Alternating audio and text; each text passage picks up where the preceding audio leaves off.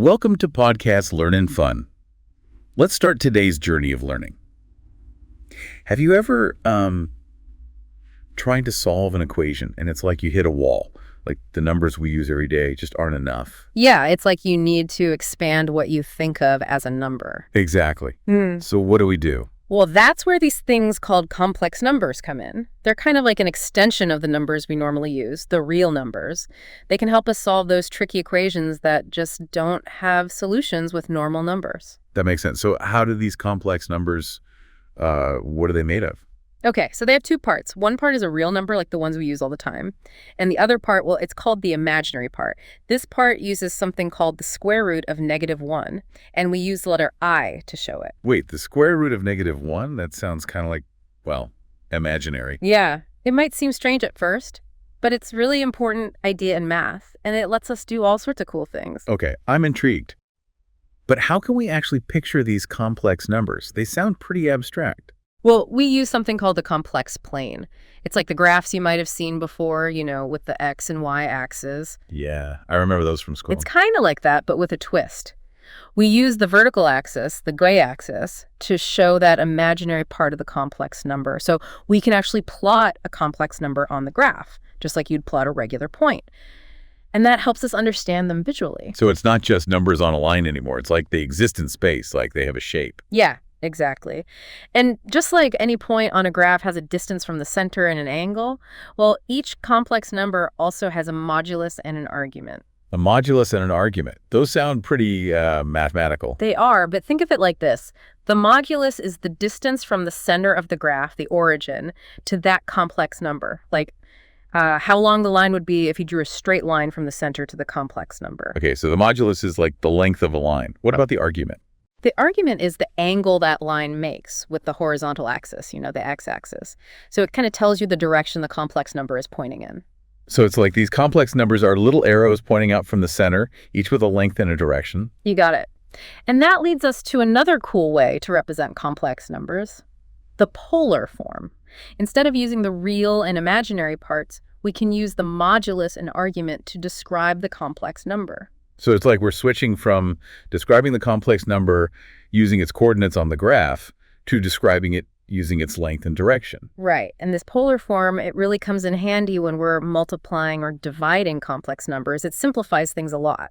So by changing the way we represent complex numbers, we can make calculations easier. That's pretty neat. It is. And there's this amazing formula called Euler's formula that connects complex numbers in trigonometry in this polar form. It's quite elegant. Euler's formula, I vaguely remember hearing about that somewhere. So complex numbers are tied to trigonometry too. They are.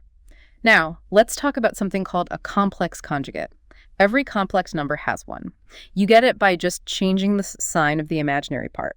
So if you have a complex number with a plus sign in front of the imaginary part, the conjugate has a minus sign and vice versa. Okay, so it's like a mirror image of the original complex number, but flipped across the real number line. You got it. Now, these conjugates, they're not just some mathematical curiosity. They actually come in handy when you're doing calculations, especially when you're trying to divide complex numbers. So even though they seem a bit abstract, these conjugates have real uses. They do. And just like we can add, subtract, multiply, and divide with regular numbers, we can do the same things with complex numbers. The rules are a little different, though. I bet remembering that I squared equals -1 is important when you're multiplying complex numbers. You got it. It's a common mistake to forget that. But once you remember that, it's not too bad. And remember that polar form we talked about? Well, it helps a lot when you're raising complex numbers to powers or trying to find their roots. There's a theorem called de Moivre's theorem that makes it much easier. De Moivre's theorem sounds like a handy tool to have in your complex number toolkit. So we have all these different ways to represent and manipulate complex numbers, and they even have connections to other areas of math, like trigonometry. Exactly. And there's even more to explore. We have this thing called the complex exponential function. It brings together the exponential function and trigonometry, all in the world of complex numbers. It's super useful in areas like differential equations and for studying things that happen periodically like waves. Wow, it sounds like complex numbers are woven into so many different parts of math and science. They really are. And just like we have different ways to visualize data bar graphs, pie charts, we also have multiple ways to represent complex numbers visually. Each one gives us a different perspective on them. So depending on what we're trying to understand about complex numbers, we can choose the way to represent them that works best. Exactly. And we have something called the Argand diagram, which is another way to visualize complex numbers. It plots them as points on the complex plane and helps us really see the modulus and argument clearly. So we have all these different tools and ways of thinking about complex numbers. It's like opening up a whole new dimension of math. It really is a whole new dimension. Yeah. And the coolest thing is that these complex numbers, they're not just some abstract mathematical idea. They actually have tons of applications in the real world. That's what always amazes me about math. It can seem so theoretical, but then it turns out to be behind so much of our technology and our understanding of how the universe works. Totally. Take electrical engineering, for example. Complex numbers are like essential for understanding how AC circuits work, the kind that power our homes. Really? That's surprising. I always thought electricity was just about, the flow of electrons, positive and negative charges. How do complex numbers fit into that? Well, in AC circuits, the voltage and current, they're not steady. They actually change direction all the time. They oscillate back and forth. So it's not a one-way street for the electrons, more like they're, dancing back and forth. Yeah, that's a great way to put it. And to represent these oscillating values, we use complex numbers. They help us capture not just how strong the electrical signal is, but also the timing of it. Okay, so complex numbers help us track this back and forth flow of electricity. But how does that translate into actual practical uses? So a really important concept in AC circuits is something called impedance. It basically measures how much the circuit resists the flow of the alternating current. And impedance is best represented by a complex number. So it's not just about how much the circuit resists the flow, but also how it affects the timing and the way those electrical oscillations interact. Exactly. And by using complex numbers to represent impedance, engineers can accurately calculate how those voltages and currents behave in the circuit. That's really important for making sure our electrical systems work properly. Wow, so something that seems as abstract as the square root of -1 actually plays a huge role in our everyday lives. That's pretty amazing. It really is. Now let's jump to another area where complex numbers are super important: quantum mechanics. Quantum mechanics, that's the world of subatomic particles, right? Where things get really weird and don't follow the rules we're used to. Yeah, exactly. It's a world where particles can be in multiple states at once, and uncertainty is just a fundamental part of things.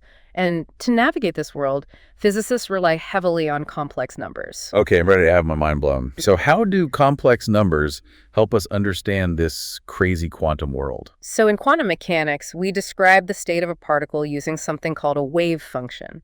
This wave function gives us information about the particle, like its position or momentum, but not in a definite way. So unlike in regular physics, where we can say exactly where a ball is and how fast it's moving, in quantum mechanics, it's more about probabilities. Right. The wave function doesn't tell us exactly where a particle is, but it gives us the probability of finding it in a certain spot. And guess what? Wave functions are represented using complex numbers. It seems like whenever we're dealing with probabilities or uncertainty, complex numbers are there in the background. They really are, and it's not just for convenience.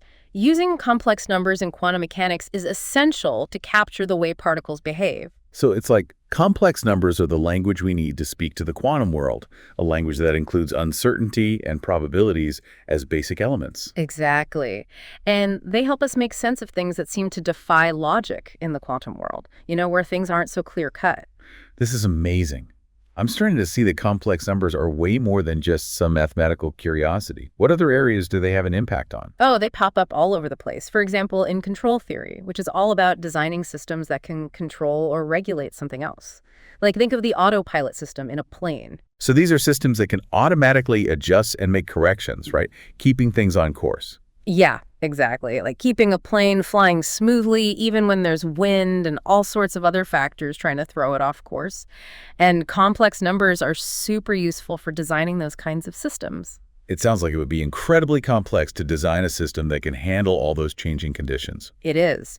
But complex numbers help engineers represent and understand how these complex systems behave so they can design them to work properly and safely. Okay, so complex numbers help us understand how the system will respond and design controllers that make adjustments to keep things running smoothly, like literally in the case of an airplane. Exactly. And this is used in tons of areas, not just aerospace, but robotics, chemical engineering, any way you need a system to operate in a stable and efficient way.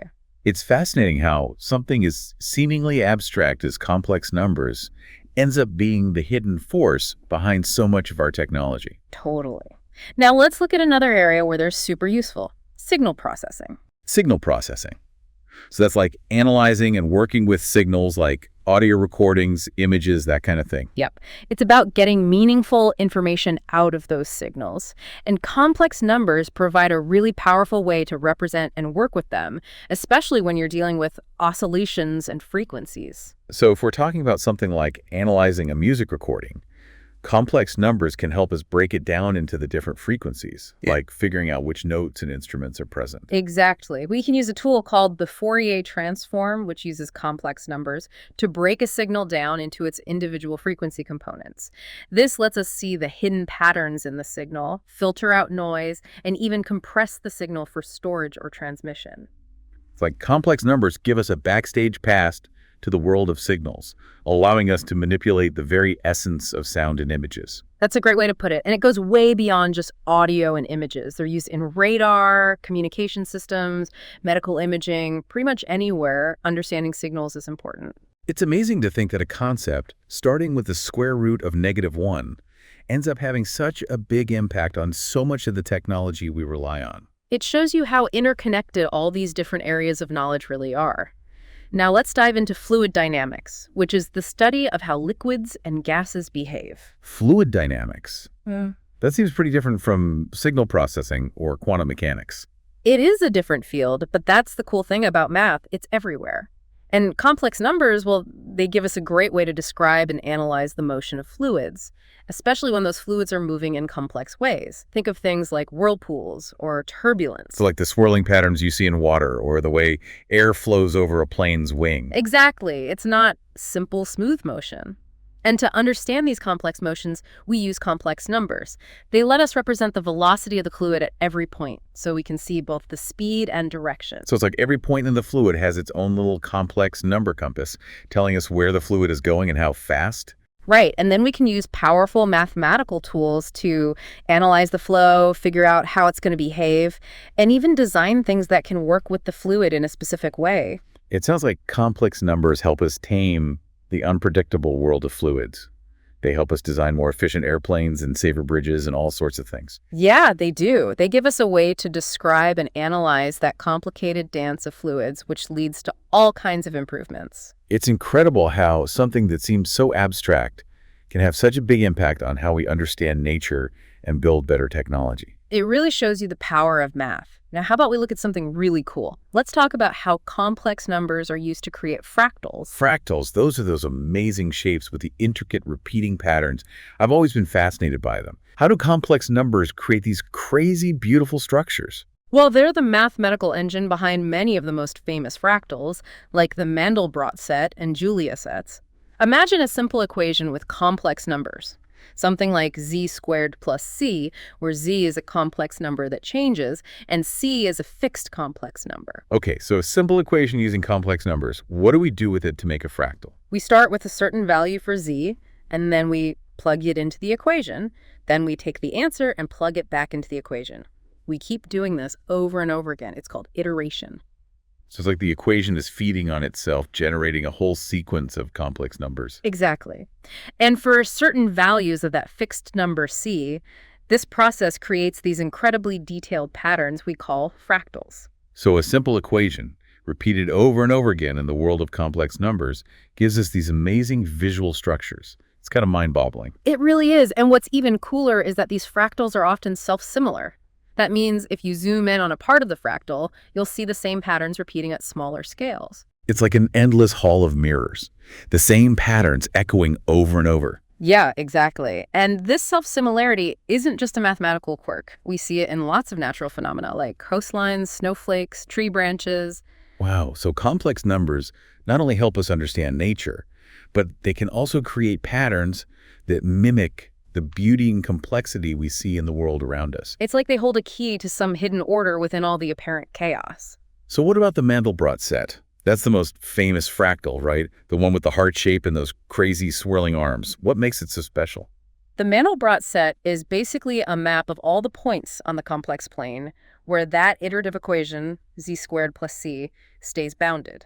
That means the values don't shoot off to infinity as we keep applying the equation. So we're basically testing each point on the complex plane to see if it behaves nicely or explodes when we iterate the equation. Yeah. The ones that behave nicely form the Mandelbrot set. You've got it. Yeah. And then we color those points based on how quickly they escape to infinity, and that's how we get that iconic image of the Mandelbrot set. And all that detail, that infinite complexity, comes from this simple test of whether a point stays within certain bounds or not. Exactly. It's a beautiful example of how a simple mathematical rule can generate such incredible complexity and visual beauty, all thanks to complex numbers. It makes you wonder what other hidden patterns and secrets we can unlock by exploring the world of complex numbers. There are so many waiting to be discovered. Now, have you heard of Julia sets? Julia sets. How are they different from the Mandelbrot set? Well, instead of changing the value of c in the equation and seeing what happens, with Julia sets, we keep c fixed and change the starting value of z. So it's like we're flipping the script on the Mandelbrot set. We're fixing a point and testing different starting values for the iteration. Exactly. And each different value of c gives us a different Julia set, each with its own unique look and characteristics. It's like each value of c unlocks a whole new visual world within the realm of complex numbers. It sounds like a never-ending gallery of mathematical art. It really is. Exploring Julia sets is a visual treat, and it shows just how much beauty and variety can come from simple math. It's incredible how something that seems so abstract can lead to such visual richness and complexity. It really highlights those deep connections between math, art, and nature. Now, let's change gears a bit and talk about how complex numbers relate to trigonometry. Trigonometry, that's the math of triangles and angles, right? How does that connect to complex numbers? They're actually more intertwined than you might think. Complex numbers give us a powerful and elegant way to represent and work with trigonometric functions like sine and cosine. So if like complex numbers are giving us a whole new perspective on the world of angles and triangles. Yeah, kind of. Remember that amazing Euler's formula we talked about earlier? It connects complex exponentials with trigonometric functions. It basically says that e to the power of I times theta equals cosine of theta plus I times sine of theta. Okay, that formula looks a bit intimidating, but I can see how it's bringing together complex numbers, exponentials, and trigonometry all in one place. It's a beautiful formula that shows us a really deep connection between those different areas of math. And one of the things it allows us to do is express those trigonometric functions in terms of complex exponentials.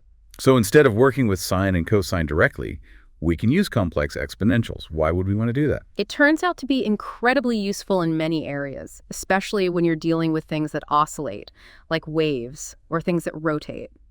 Complex exponentials are really good at handling the math of periodic phenomena. So it's like complex numbers give us a more elegant and efficient way to describe the rhythmic patterns of the universe. Exactly. And this connection between complex numbers and trigonometry has led to some major breakthroughs in areas like electrical engineering, signal processing, and quantum mechanics, all places where waves are important. This is fascinating. Can you give a specific example of how this connection is used in practice? Sure. Let's look at how we can use complex numbers to represent rotations. Imagine you have a point on the complex plane. We can represent that point with a complex number. Okay, so we have a point, and we can write it as a complex number. What if we want to rotate that point? If we want to rotate that point counterclockwise by a certain angle, we can multiply that complex number by another complex number that has the form e to the power of I times theta, where theta is the angle we want to rotate by. Wait, so multiplying by a complex exponential actually rotates the point on the complex plane? Yep. It's a really neat and concise way to represent rotations mathematically. It's like complex numbers give us a secret code for rotating points. It's pretty cool. And this has implications in a lot of areas. For example, in computer graphics, we use complex numbers to rotate and transform objects in 3D to create all those cool visual effects. So when we're watching a movie with amazing special effects or playing a video game, complex numbers are working behind the scenes to create all that movement and action. They are. And it's also essential in areas like robotics, where we use them to control the movement of robot arms and other mechanical systems. It's amazing to think that something that starts out so abstract can have such a tangible impact on how we create and control motion in the real world. That's the beauty of math. Now let's talk about how we can use complex numbers to represent vectors. Those arrows that have both magnitude and direction. Yeah, vectors. They're used to represent all sorts of things, like displacement, velocity, force. Right, and we can represent those vectors using complex numbers. Think about a vector in 2 dimensions. We can think of it like an arrow pointing from the origin to a point on the complex plane. So we're basically mapping those vectors onto the complex plane, and the arrow's tip corresponds to a complex number. Exactly. The real part of the complex number gives us the x component of the vector, and the imaginary part gives us the y component. So it's like complex numbers provide a natural way to capture both the magnitude and direction of a vector, all in one package. Yep. And it turns out this has some cool advantages. First, it means we can do vector operations, like adding or subtracting vectors using the rules of complex numbers. So we can manipulate vectors just like we manipulate complex numbers. That sounds way easier than the traditional way of doing vector math. It is. It streamlines things quite a bit. Second, it lets us visualize what's happening with the vectors geometrically on the complex plane. It's like we're getting a visual map for how those vectors are interacting. Exactly. This can make things a lot more intuitive. So let's see some specific examples of how this is used in the real world. How about we start with electrical engineering again, since we were talking about EC circuits earlier. Okay, so back to the world of electricity. Remember how we said that the voltage and current in AC circuits are constantly changing direction?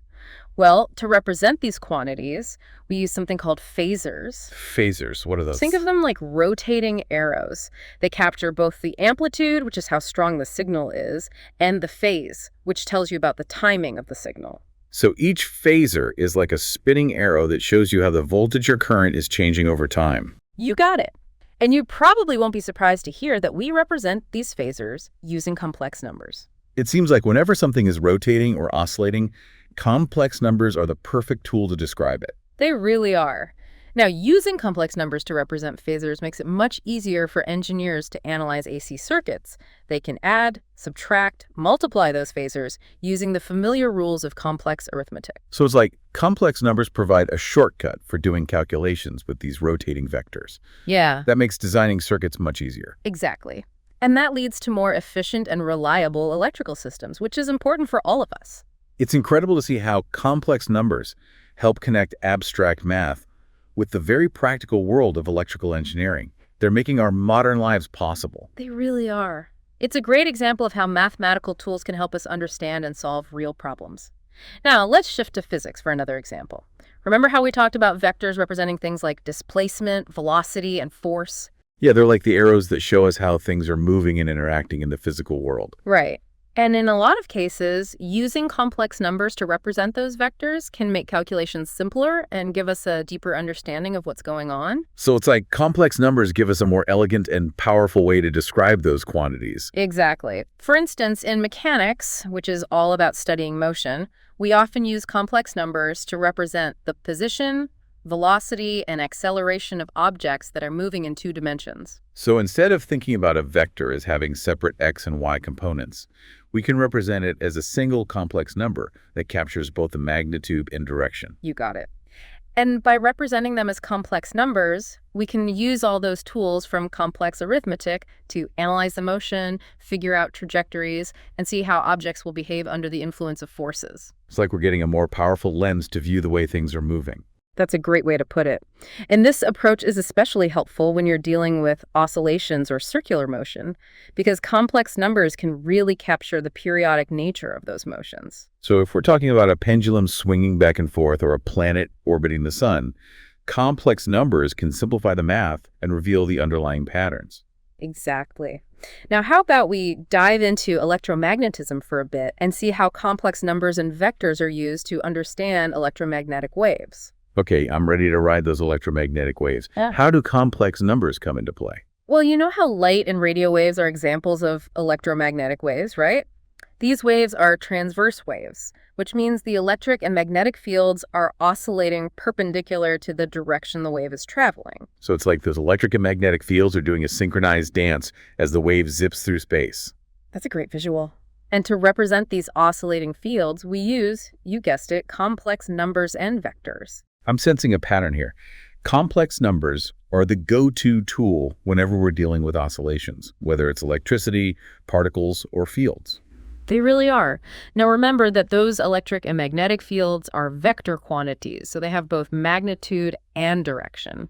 So we need a way to describe both the strength and direction of those fields at every point in space as the wave is moving. Right, and that's where complex numbers come in. We can represent these vector fields using complex numbers, where the real part tells us about the x component of the vector and the imaginary part tells us about the y component.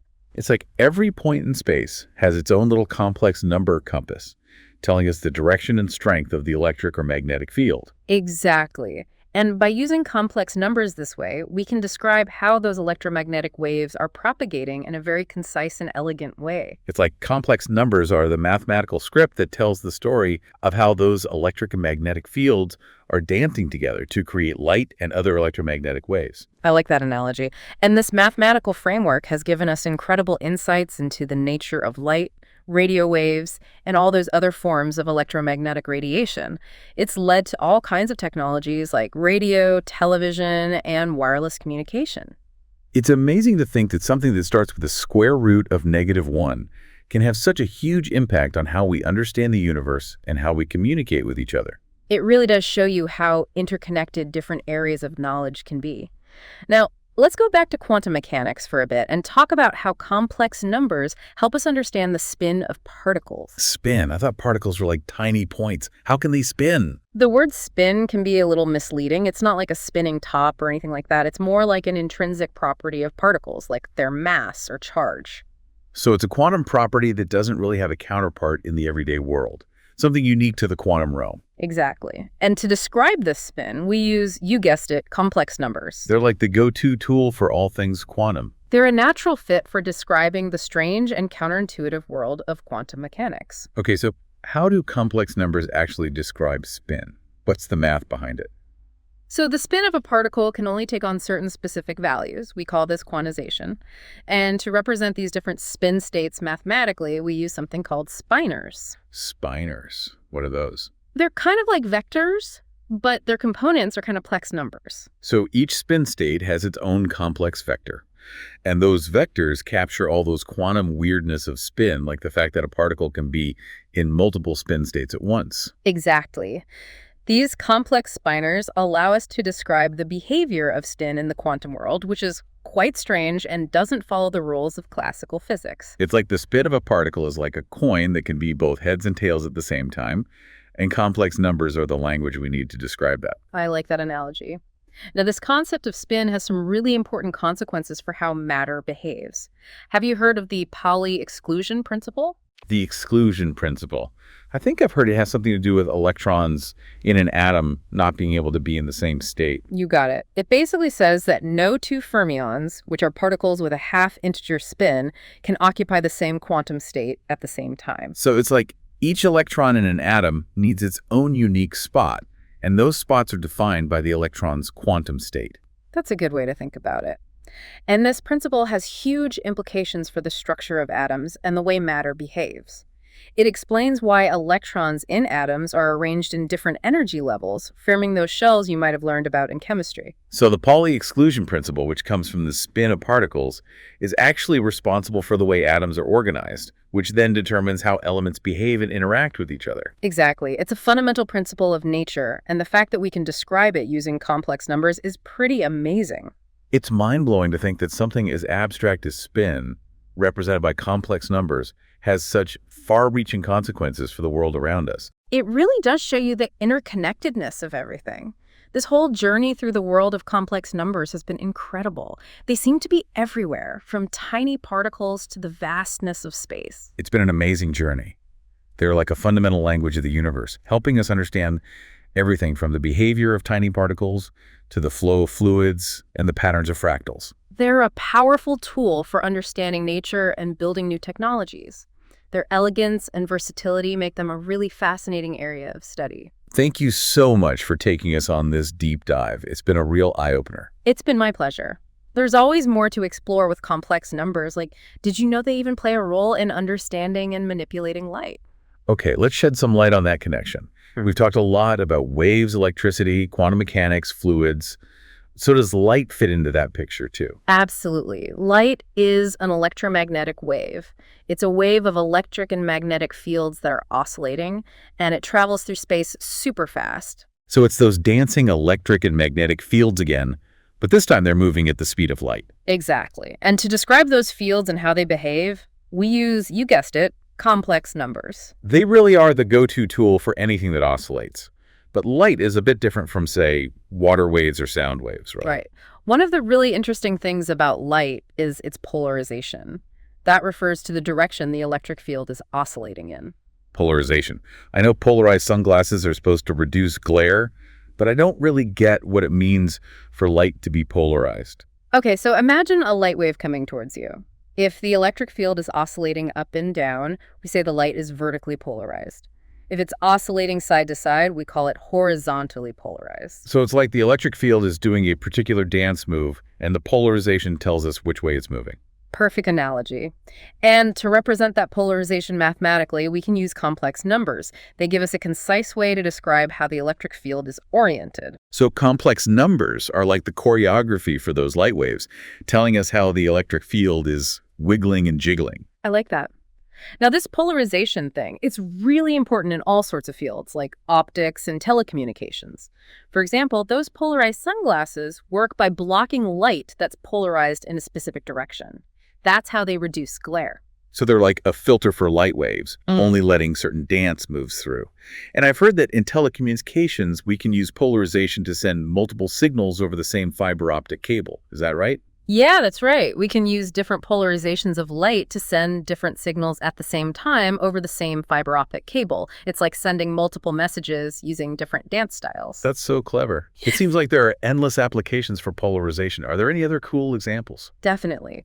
Astronomers use polarization to learn about things like magnetic fields and distant stars and galaxies. It's amazing how much we can learn by analyzing the polarization of light coming from these faraway objects. It's incredible how something as abstract as complex numbers can help us understand and work with something as fundamental as light.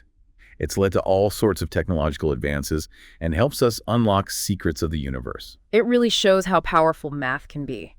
Now, let's look at a specific example of how complex numbers are used in optics to analyze and manipulate light. Have you heard of Jones calculus? Jones calculus sounds pretty technical. What's that all about? It's a mathematical framework that uses complex numbers and matrices to describe the polarization of light. And it shows us how that polarization changes as light passes through different optical components, things like lenses and polarizers. It's a really powerful tool for designing and understanding optical systems. So it's like a set of rules for keeping track of how light's polarization twists and turns as it interacts with different materials. Exactly. And it's really efficient because it uses matrix algebra to do all the calculations. So complex numbers and matrices are working together to give us a powerful way to describe the behavior of polarized light. Exactly. And this has led to all sorts of advances in optics, helping us design sophisticated optical devices for things like microscopy, telecommunications, and lasers. It's amazing how something that seems so theoretical can have such a big impact on how we control and manipulate light. It's shaping the world around us. It just goes to show how powerful mathematical tools can be for solving real-world problems. Now, let's shift gears one last time and see what complex numbers can do for us in the world of sound. Okay, time to tune into complex sound. We've talked about light waves, but sound travels as a wave too, right? Absolutely. Sound is a wave that travels through a medium, like air or water. Those vibrations are what we perceive as sound. Back to waves. And I bet complex numbers are going to be involved here too. You bet. We often use complex numbers to analyze and manipulate sound waves. One important application is analyzing the frequency spectrum of a sound. Frequency spectrum. Yeah. What's that? It basically shows you the different frequencies present in a sound and how strong each frequency is.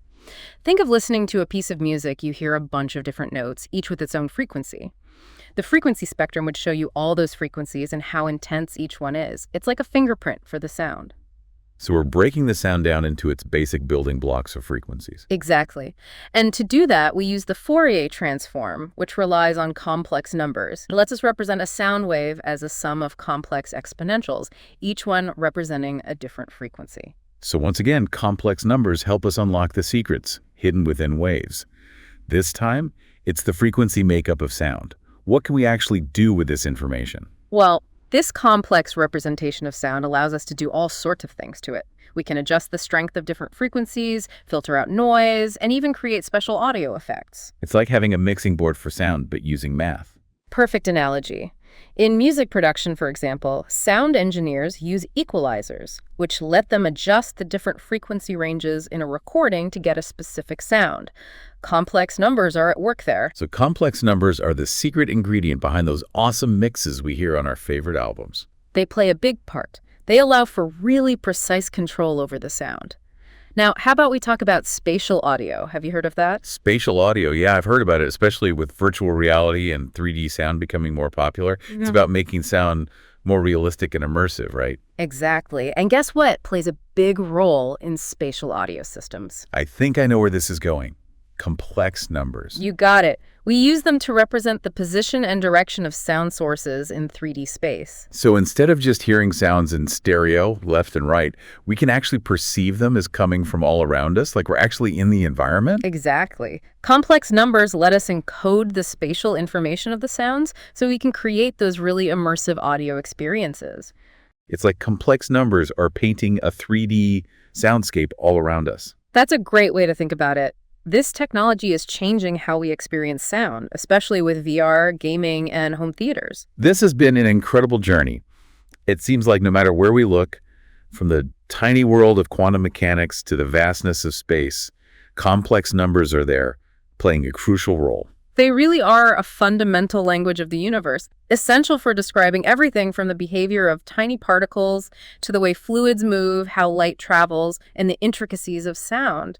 And we're still discovering new applications for them all the time. Thank you so much for taking us on this deep dive into the world of complex numbers. It's been mind-blowing. You're welcome. I'm glad you enjoyed it. I hope you've gained a new appreciation for the power and beauty of these fascinating mathematical objects. Thank you for listening to Podcast Learn and Fun. If you like our videos, please subscribe, click the like button, comment, and share. See you next time.